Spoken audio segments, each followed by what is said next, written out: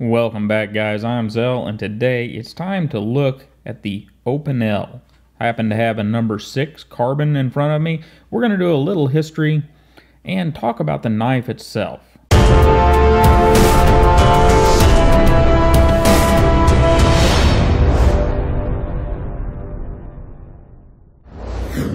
Alright guys, so the Opinel is quite the interesting product. The history is especially interesting. These things have been made since 1890 in Savoie, France.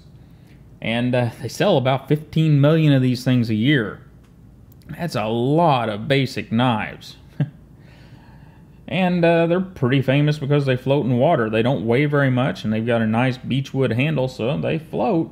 Before we get into the knife, I'd like to talk a wee bit about the history of the Opinel. One, this thing has become kind of a staple in French culture, and probably across more than France, probably a good portion of Europe. You know, any wooden-handled knife over there is referred to as an Opinel, just like, you know, crescent wrenches. Any wrench that has this mechanism in it, we call it a crescent wrench. Even though, like this one, it is not crescent branded. This is a Pittsburgh brand. But doesn't matter, we still call it a crescent wrench. Same thing with the Opinel. Any wooden-handled knife over there would be called an Opinel, which is rather interesting to me. And another piece of the history is Picasso is reportedly used one of these in his sculpting and whatnot and carried one regularly. So we even have some famous folks using the knife way back when. And to kind of get back into the history of the knife itself, Joseph Opinel designed this thing in 1890 over in France as a simple working man's knife. And of course, it obviously proved popular with a wide variety of people. And then in 1897, he kind of spread it out. He had sizes 1 through 12. Size number 1 has since been discontinued, and one of the larger sizes has been discontinued. And Mr. Opinel designed some machinery to make handles and to expedite the process of making these things. And that's one reason that this thing became so popular. He had the ability to make a lot of them, and the ability to keep the prices down to where they were affordable for just about anybody that needed a knife. And he was also, you know, like some of the people we talk about over here, like Sal Glesser or Mr. Buck, he was a very good entrepreneur. He got the knives in the hands of the people that needed them at a reasonable price, so that the knives became extremely popular. And by popular, by the time World War II rolled around, it's estimated that there were 20 million Opinels in circulation. That's a lot of these knives. And then in 1955, Marcel Opinel designed this lock mechanism. Now, not the lock mechanism we see here that will allow us to lock in the open or close position, but just lock open. And later on, this one was patented to be able to lock it open or close. And let's get a look at that. All this is we've got a little dimple in there that this rides on. This raised portion allows us to lock the knife closed, open it, open the blade, and then we can, of course, lock the blade closed. Very simple mechanism, very effective mechanism. And that upgrade to locking it open or closed was done in the year 2000. Now, something else interesting about this knife. In '85, the Victoria and Alberta Museum in London placed the Opinel in an exhibition celebrating the 100 most beautiful products of the world. So this thing was in there alongside Porsche 911s, Rolexes, and other super expensive items that were considered the most beautiful in the world. This probably being the least expensive item in the entire display. Don't know that for sure, but I would suspect that. And it was also selected as one of the 999 classic designs in Phaidon Design Classic. Now, I don't know exactly what that is, but that's still pretty impressive, and has been exhibited by the New York Museum of Modern Art as a design masterpiece. Well, I don't know if Mr. Buck ever got that commendation with his Buck 110, but Mr. Opinel sure did. So now let's kind of get into the knife. Our Opinel number 6 has a closed length of about 3.66 inches and a handle thickness of 0.69 inches. So even though it's very small and very light, it's not really a tiny knife, which, you know, we'll see in a minute is actually a good thing. It's got a closed height of just under an inch and an open overall length of 6.5 inches. So it is lengthwise and whatnot still a fairly compact knife. It's got a blade length of just under 2.9 inches with the same edge length, and a blade stock thickness of a very skinny 0.058 or about 1.5 millimeters. And the cool thing is it only weighs about an ounce. That's 28.8 grams. Really, really light. And our blade steel is a carbon steel. They call it X90. And we have kind of your standard, it's almost a clip point, but kind of a standard blade design. And it's pretty much a flat grind. I would almost say it's a little convex, but with a blade that thin, it's going to effectively be a flat grind. And little guy cuts. I mean, it really cuts well. And that's the effect, like we saw with some of the Spydercos that have that less than have that 2 millimeter or less blade thickness.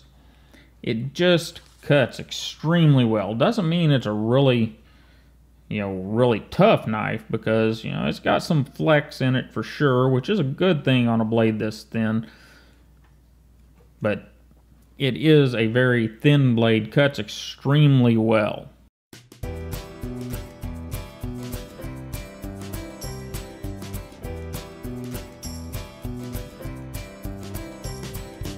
Whenever we talk about operation of the knife, it is a two-handed design, just like most of your, what we would call traditional knives. You have to get two hands around it to open it and slide your lock closed. It can be done with one hand, something about banging it on a table and getting it to, I don't know. I haven't tried it. I'd have to look up some videos on it. And then ergonomically, it's not bad. It fits in the hand pretty darn well. Now, there's no jimping or any other modern stuff on this knife. Nothing to protect your fingers from running up on the knife. It's very simple. It's very reminiscent of like a case sod buster. Just nothing extra here. It's just a handle fitted to cover that blade whenever you got it folded up. But it does fit the hand pretty well. As long as you're not trying to do anything too ridiculous, you're going to be fine. And overall, guys, this is one of those things. For the price, at about 13 bucks for the number 6 in carbon, you can't really go wrong if you're willing to deal with the low speed, high drag abilities of this knife. It is not quick to open. It's got quite a bit of friction whenever you open and close it. And the lock mechanism isn't, it's intuitive to use, but it isn't something that's really simple to work with. Not like a lock back or some of the other things we're more used to. But for the price, it makes a very, very nice pocket knife. Now, it's not something that I'm probably going to carry, but if you've been carrying around, say, a sod buster, you get basically the same thing here in a lighter knife that has a lock. And that, to me, is a big deal. Your sod buster does not lock open. It can close on you. This knife here, it isn't going to close on you. So that's something to think about. And just because we should, we'll talk a little bit about the mechanisms of the knife. We have a beechwood handle, and this handle comes in many different variations anymore. There's even some synthetic materials and whatnot. It is a friction fit.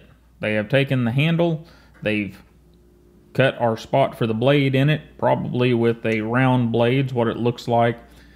And what I mean by that is with all the metal hardware gone, they've taken a regular, like a circular saw blade that's a proper thickness, and just ran right down to the end of this. And that leaves room for our curve here to fit in there rather nicely. And got a nice shape on the handle, nice grain. Everything is well milled or whatever they're doing to shape the handle. And our stainless pieces up here at the end are really, really nice. And what we have at the end is we have a stainless pivot that goes across here. And then we have a collar that goes around that pivot. And that collar has two little tabs on it that allow this raised portion of the outer collar to slide back and forth for our locking mechanism. The pivot is just a friction fit. There's no bushings, no anything like that. The blade is set down in there, the pivot is shoved through there, collar's put on it, and the collar and the outer collar are slid down over it. So nothing fancy whatsoever. But overall, guys, the Opinel makes for just a really, really cool basic knife. This is something that you can pick up for a couple dollars more in the stainless steel, and it's a Sandvik 12C27, I believe, and stick in your go pack, throw one in your car, under the seat of your car, in your glove box, in your center console. You know, throw one in a drawer in the kitchen, throw one or two in the drawer out in the workshop, and you haven't spent a lot of money, and you have a darn good quality blade whenever you need one. Anyhow, guys, I really appreciate you hanging out with me for a couple of minutes and talking about a classic.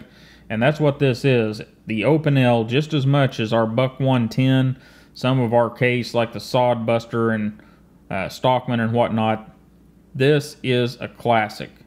It's a classic from Europe, classic from France specifically. And it is just a great little knife as long as you are willing to deal with all the little caveats here that we have to give up for the price and to have that classic appearance. You know, we don't get any of the fancy stuff of the new knives. It's not going to open quickly. It's not going to lock up on its own. It's not going to have all those modern niceties, but it's a darn nice knife. Thanks for sticking around and listening to me ramble on about a classic knife from France. Don't forget to like, share, and subscribe, and you have a wonderful day, and I'll see you next time.